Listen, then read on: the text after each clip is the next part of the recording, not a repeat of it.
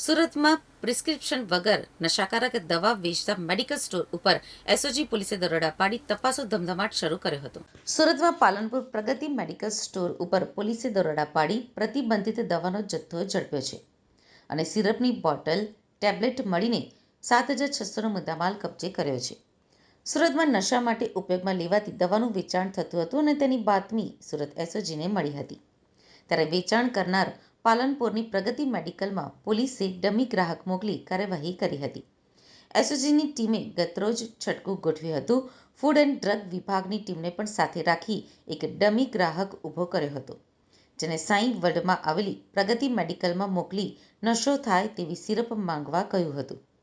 Codeine હોય તેવી કોડી સ્ટાર, કોરેક્સ અને ટોસેક્સ સિરપ જપ્ત કરવામાં આવી છે.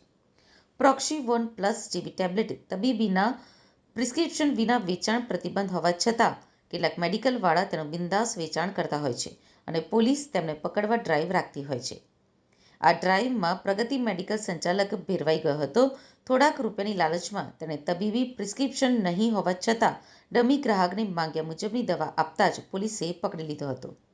અહીંથી પોલીસે સિરપની 44 બોટલ તથા પ્રોક્સિવોન ટેબ્લેટના 7 પેકેટ્સ સહિત 7,679ની મત્તા કબજે કરી આગળની કાર્યવાહી માટે ફૂડ એન્ડ ડ્રગના અધિકારીઓને સોંપ્યો હતો.